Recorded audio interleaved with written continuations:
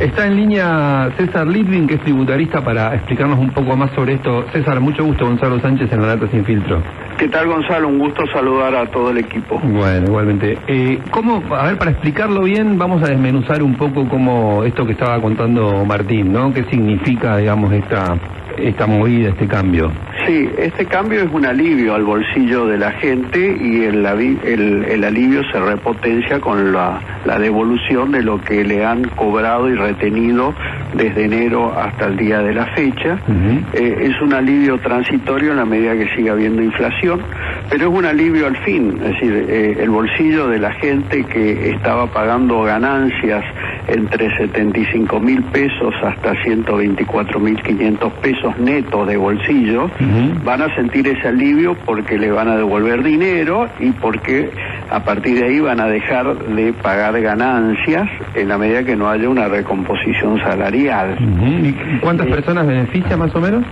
Y estaban hablando son datos oficiales, 1.200.000 personas más o menos, y quedarían pagando ganancias más o menos 700.000 personas más. Martín, buen día. Martín Tetaz, los saludo. ¿Qué tal, Martín? Un gusto. Más aproximadamente, para tener una idea, hoy una persona que gana ahí en el límite, digamos, que están esos 124.000 netos que decía usted, 150.000 brutos, ¿cuánto va a ser el beneficio que vas a recibir en el bolsillo concretamente? Sí, vamos a hablar de bolsillo, de salario de bolsillo. Sí. El que ganaba 124.500 pesos le estaban reteniendo, si era soltero, 9.640 por mes, claro. Y si es casado con 2 hijos y cónyuge a cargo, 3.374 pesos por mes, ¿sí? Eso es lo que le van a devolver, y está bien que sea así, porque el impuesto a las ganancias técnicamente es un impuesto anual, con lo cual si se aumenta el mínimo no imponible tiene que tener efecto desde el 1 de enero de cada año. O sea que en la cuenta que está sacando usted más o menos van a tener una mejora de bolsillo de entre el 25 y el 30% de una vez. Después no, por supuesto, pero el reintegro ese... Claro, después no, porque van a dejar de pagar, pero también se alivia el bolsillo porque van a recibir todo junto, ¿no? Ahora, ¿sabe ya qué va a pasar con los que ganan entre 150 y 170? ¿Cómo va a venir ahí la...? Bueno, ahí el proyecto de ley le tira a la reglamentación que sea una rebaja leve, no tan contundente como este margen de gente que deja de pagar, y depende de la reglamentación cómo va a ser. Pero, quiero decir, aquellos que ganan de bolsillo más de 145.000 pesos no tienen ningún beneficio. Ah, claro. O sea, van a seguir pagando como estaban pagando.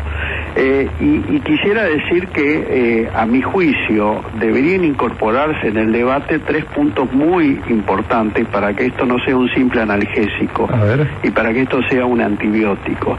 El primer punto es cambiar el índice de actualización, que es el RIPTE, que es un índice salarial que va por detrás de la inflación y es la consecuencia de que cada tanto hay que salir a pagar el incendio con el impuesto a las ganancias para los trabajadores. En segundo lugar, con una dinámica de inflación tan importante como la que vamos a tener este año y tuvimos el año pasado y los años anteriores, no alcanza que se actualice una vez por año el mínimo no imponible. Semestral. Debería actualizarse como mínimo semestralmente. Y tercero, la gran asignatura pendiente son los autónomos. Claro. Los autónomos, para dar una idea, el autónomo que gana 124.500 de bolsillo, si es soltero, paga más de 200.000 pesos por año. Es impresionante.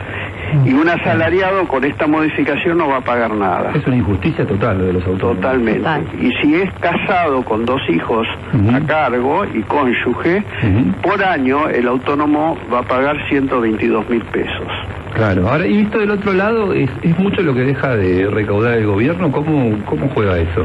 Hay un costo fiscal estimado de 40.000 millones de pesos. Aparentemente le sumaría 10.000 más esta extensión que están haciendo ahora, o sea, que sea desde principio de año y que no esté el aguinaldo, sumaría 10.000 más. Serían 50.000 en total hoy. Sí, bueno, estos 50.000 millones habrá que ver si está calculado el efecto de consumo que va a generar esta gente cuando tenga este dinero. en el bolsillo si va a consumir y si ese consumo está dentro de la formalidad y genera más recaudación también. Por lo menos va a mover la actividad económica, le va a dar masa muscular a la actividad económica. Ahora, si esto no fuera solo, si esto no fuera una medida electoral, tendría que pasar lo que usted dice, que en 6 meses volver a discutir la actualización del piso, ¿no es cierto? Pero no sabemos si va a pasar eso.